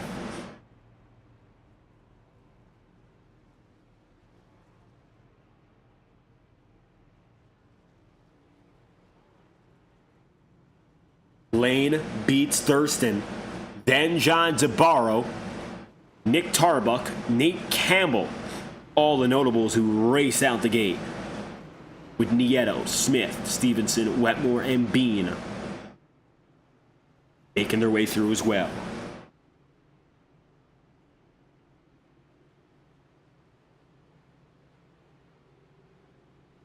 '84 a lane, 1 lap to green. It'll be only 16 remaining.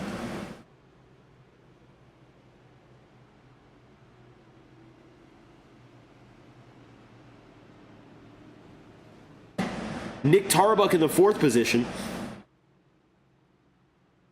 He's in a great spot. Ryan Bean, his race rival today, however, is back up in 9th. One of the higher positions he's running through the entire day. A lot better a spot for him competitively than what we've seen previous.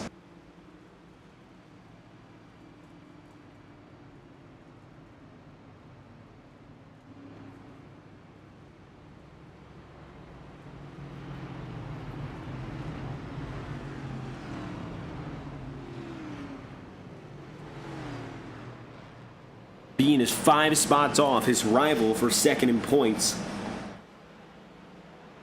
Most of the day, I would say it's been Tarbuck's race between those two. And I don't think it's worth disagreeing with that just yet. In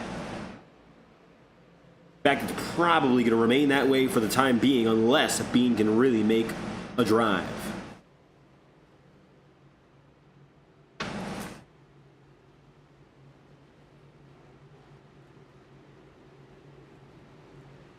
Thurston and Lane are toe-to-toe.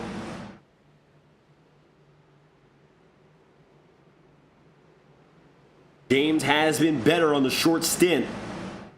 This caution is right up his alley if he wants any chance at winning this.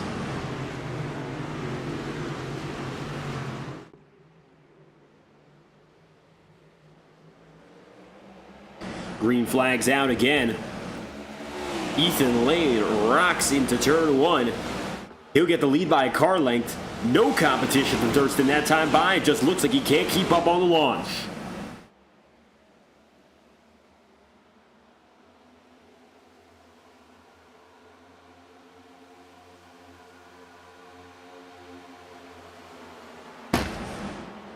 Thurston's breakaway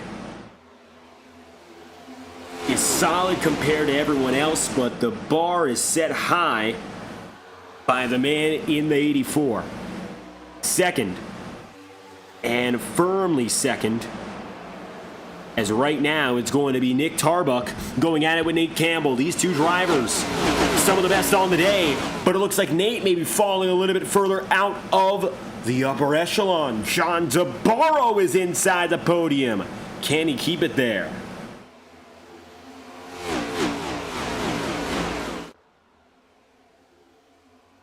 This is going to be pretty difficult to finish off if you're John Zabaro, who is now in the hot seat. Not necessarily racing for the lead. I don't know exactly how to describe it.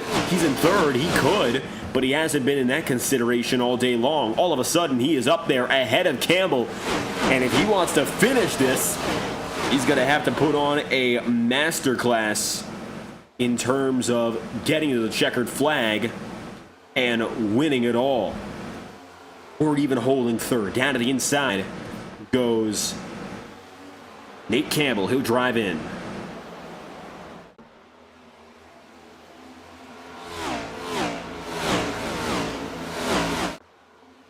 Nick Tarbuck watches as Nate Campbell goes low. John Zabaro is going to keep him in line. It's a boxed up number 61. Tarbuck now decides to move to the bottom. He'll get himself in. Nate Campbell goes low, down to the inside.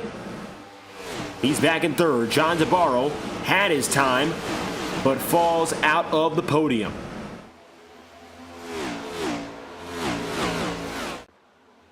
James Thurston, 4/10 back on Ethan Lane. And even off the fast launch, he just can't get there.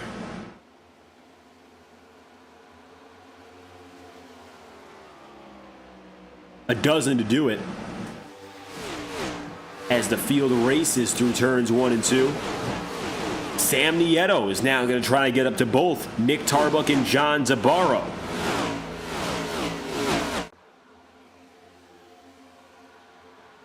What can Nieto do here that he hasn't done yet? John's trying to come away with one of his best finishes on the season. Nick Tarbuck isn't necessarily battling Nieto nor Zabaro tonight. These are all drivers who have considerable weight in championship running. John Zabaro is right up there, top 5 in the points. And it becomes everyone's battle from there on out.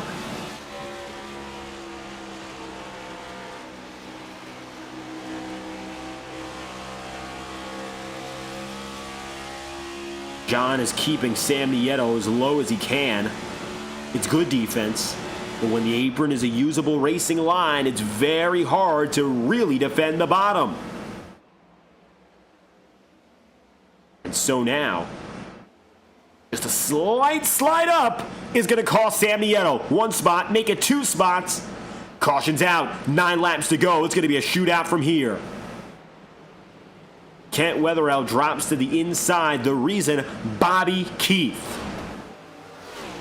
We will have, if that, 5 laps. Just 5 laps to finish it off.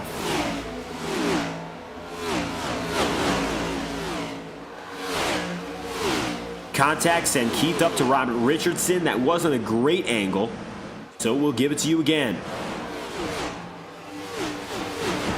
We focus on the 5 as he was involved.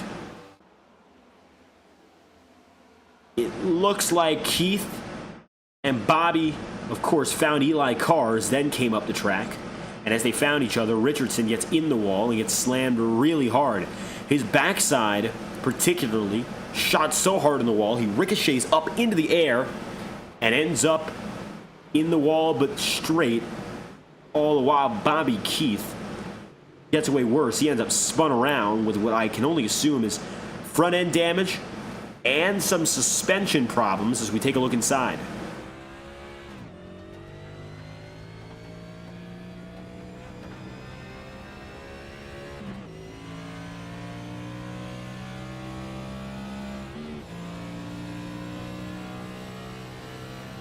Bobby is back on the way, but as he runs right now, he will run to pit road. James Thurston gets a second chance.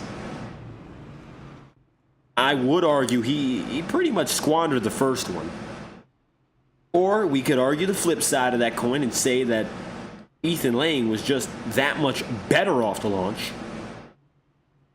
Well, however you slice it, Ethan Lane has the advantage over everyone in this final fight.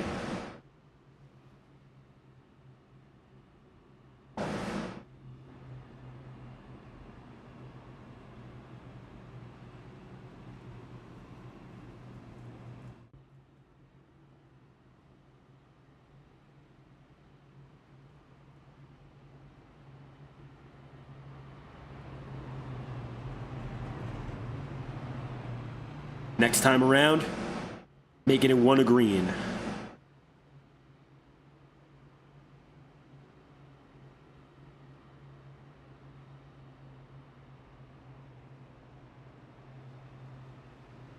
So it'll be 5 laps to go.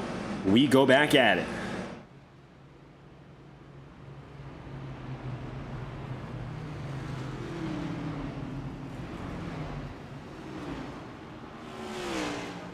So I gotta wonder, with this being the case, are we gonna see overtime?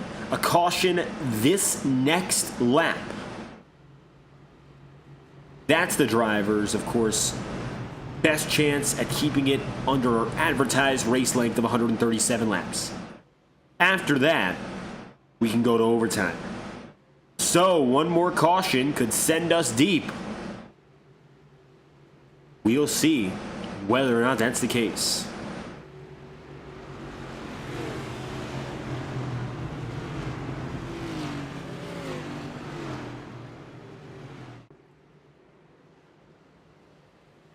Six laps to go. Ethan Lane, James Thurston, Nate Campbell. The big three as they've been all night. Now, with one final chance to find out who amongst them takes the checkered flag. Green flag flies. It's going to be Lane again with a great launch. He'll leave Thurston a car length back. That's big. Thurston now fighting for second. He can't even get to the inside.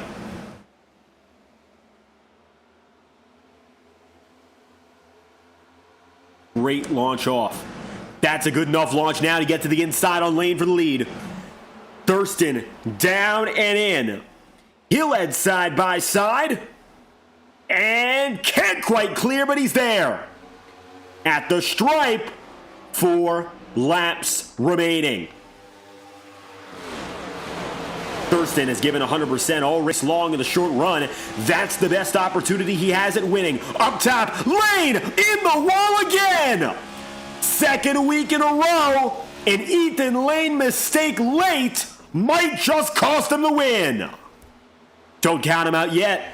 Don't count him out yet at all. 3 laps to go. Lane is still bad fast and ahead of Nate Campbell. James Thurston has gotten what he needed in terms of a late race caution, but he still has about 3.5 miles to go from this point to the checkered flag to seal the deal. In the wall! James Thurston makes a mistake! Side by side again! We might just see it next lap. We might just see it now. Lane is low. Man, oh man, James Thurston, perhaps with the easiest chance at a win he's had all race. And he squanders it. Lane is visibly damaged. Nate Campbell is there as well. Can't go 3 wide, but Campbell is just around the corner. Thurston's the wall. It's bad. He rides off the wall and still has the lead. Thurston is clear.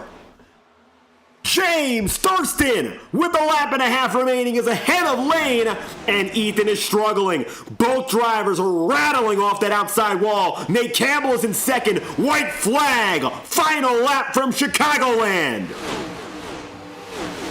Campbell might just be the only way to stop Thurston.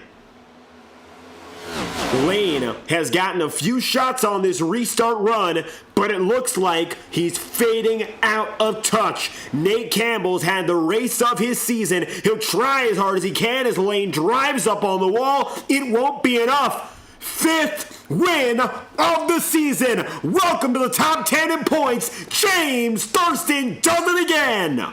Back-to-back wins for driver number 3. Thurston wins his 5th career race.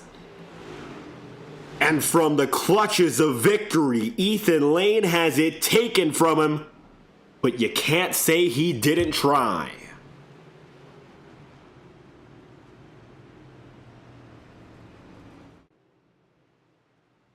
Thurston is your winner. Campbell goes home second after a remarkable performance and race from him. Just comes up a tenth and a half short, and Thurston's already celebrating, deservedly so.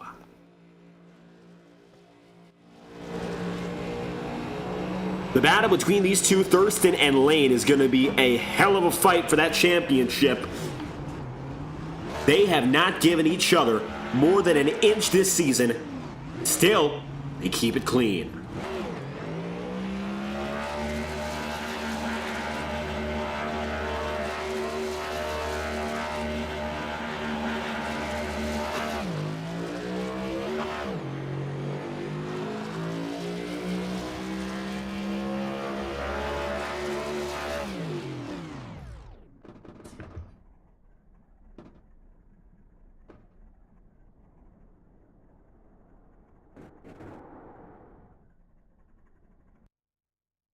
What more can you say? The drama of that victory wrote itself in real time over only 5 laps. Checkered flag falls from Chicagoland. We'll be right back with post-race coverage, results, and your top 3 interviews after this message from our friends at iRacing. Racing isn't easy, but experiencing it is. iRacing puts you in the driver's seat with the industry's leading sim racing game. Drive on laser scan replicas of the greatest racing circuits from around the world. Go head-to-head against other drivers chosen by skill-based matchmaking to ensure competitive racing at every level. Compete across all your favorite series. In officially licensed cars, engineered to deliver the most accurate driving experience possible.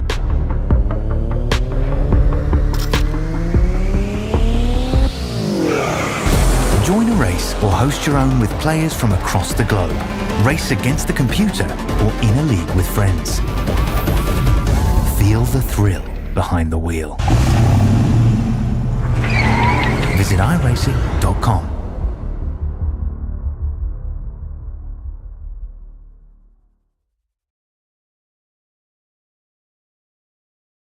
What a race. What a drive, James Thurston. And as it stands, he finds himself a winner for the 5th time this season. 74 laps led over Nate Campbell and Ethan Lane, who finishes 3rd. Nick Tarbuck takes 4th, Sam Nieto 5th, Tom Wetmore 6th, Ryan Bean 7th, John Zabarro 8th, Jacob Fife 9th, and Cody Smith in 10th. 11th place on the day goes Don Stevenson with David Davis 12th, Eli Cars 13th, Josh Gallagher 14th, Sean Kalist 15th, and Trevor Trago P16. Austin Cardules, Nolan Potter, Nicholas Ward, and Kent Wetherill wrap up the top 20 as 21st on down goes follows. Ryan Potter, Aaron Eads, Bobby Keith, Randy Fiash, Robert Richardson, Richard Smith, Eric McFarland, Alex Kim, Brant McClendon, and Zach Schrintenall. That's the way they run. Final 6 on the day: Andrew Hamilton, Kevin Matz, DJ Stagner, Joe Yakes, Trenton Johns, and last of all, at the end of it all, it is Michael Ponder. 36 drivers registered. Only one, of course, can win. And it's Ethan Lane, who was oh so close, leading toward the final moments of the final restart. James Thurston snatches victory again and makes the perfect use of those final 5 laps. There's no better way it could have played out, James. You're back in victory lane. Oh my god, dude, I don't know how I pulled this one off. I thought it was completely over. And then I managed to get the lead, and then I thought it was completely over again off of 2. I hit the wall, and I thought the thing was going to loop, and I somehow kept it going. But I don't know. I can't even remember those last couple laps. I don't even know how I was able to do that.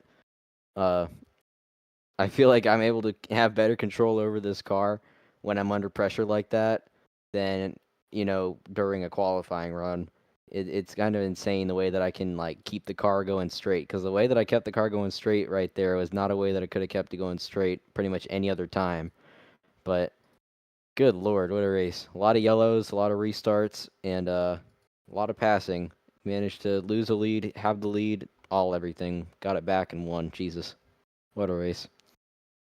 Now, it, of course, was a race of so many opportunities and different styles of racing. The long term seemed to slip away from you just a little bit here at Chicago. Tell you what, you won at Texas. What made this track a little bit different to manage?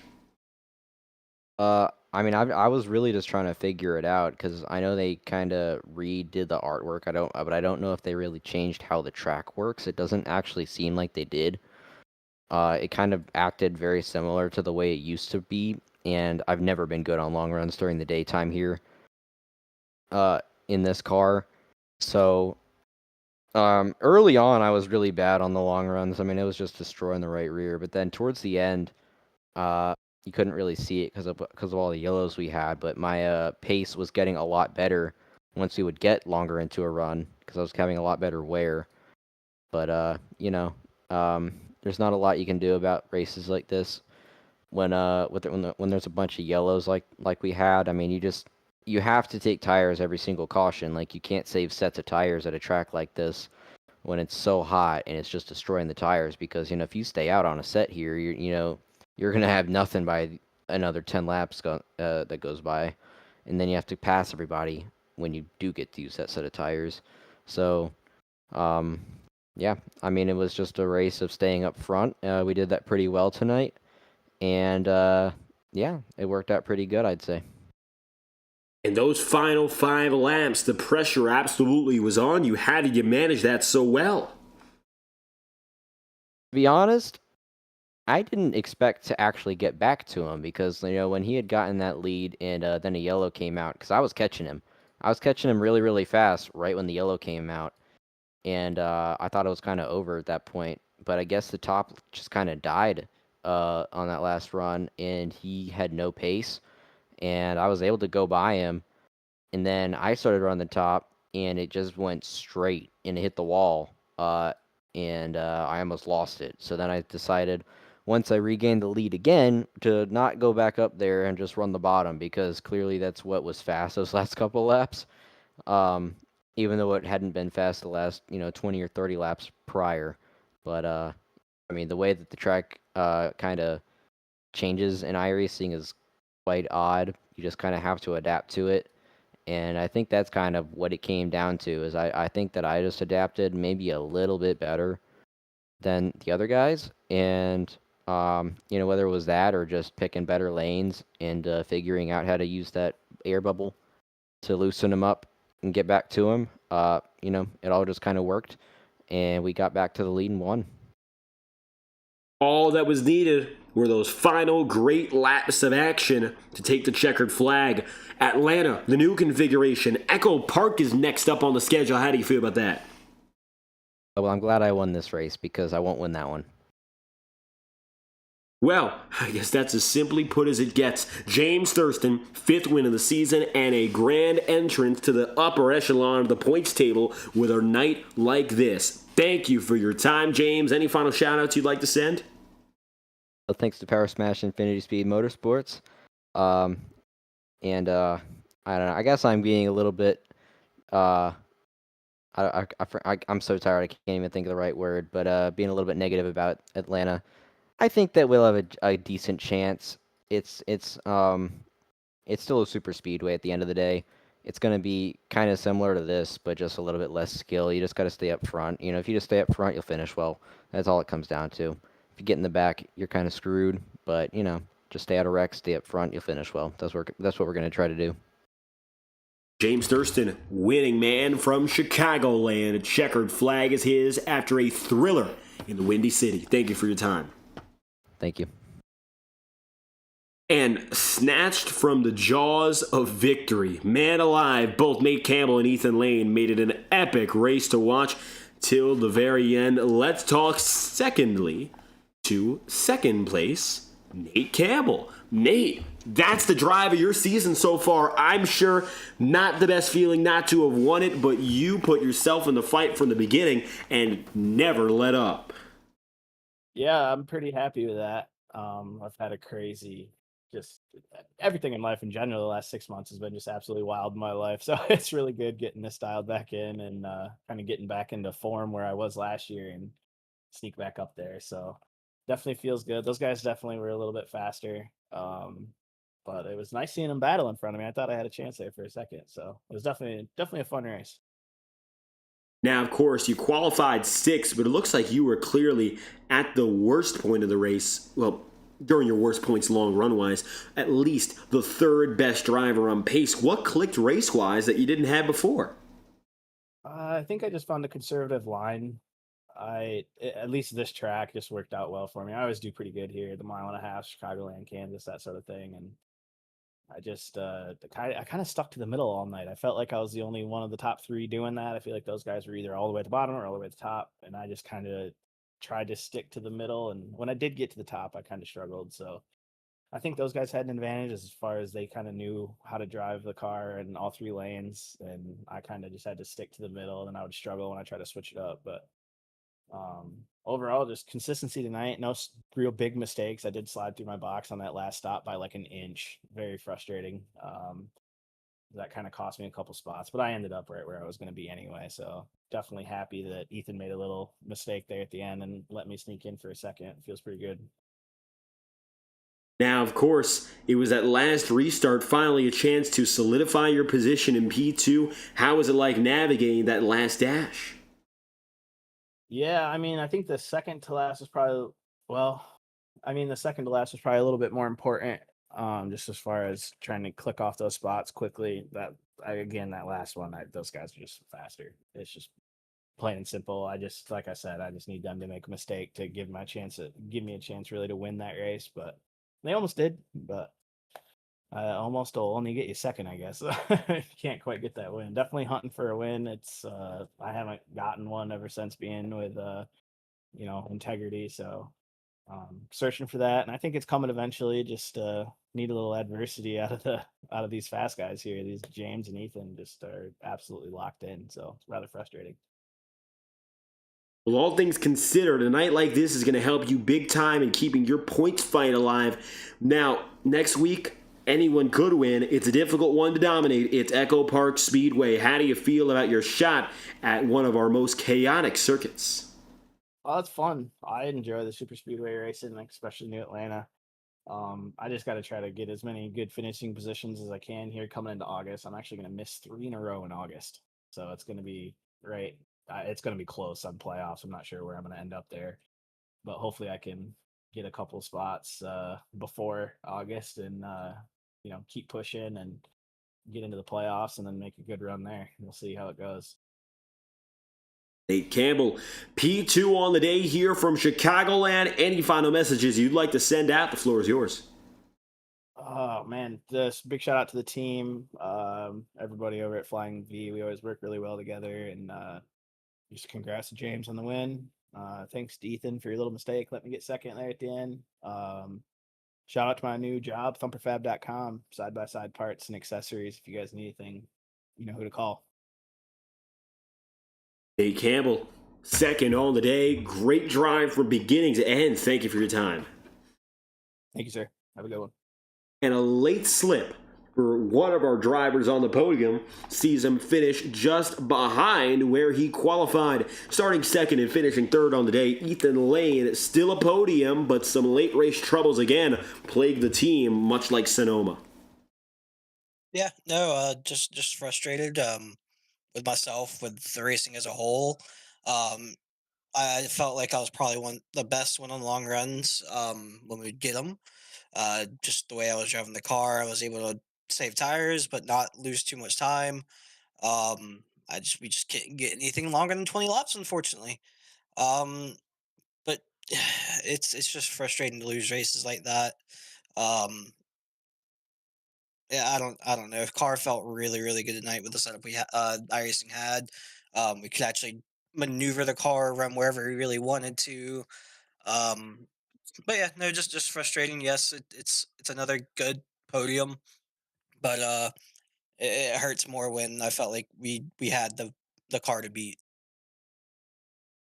Perhaps the big difference was how much stronger this team was on the long run compared to everyone else. So what exactly about that long run clicked so well, or what was it that made it different than the short bursts? I don't know. I knew I had no short run pace. So I just settled in. Uh, I don't know. It's weird with how you have to save, but you have to push at the same time, and there's a very very fine line with these cars. If you oversave, you're gonna hurt the right rear even more. If you don't save enough, you're gonna hurt the right front.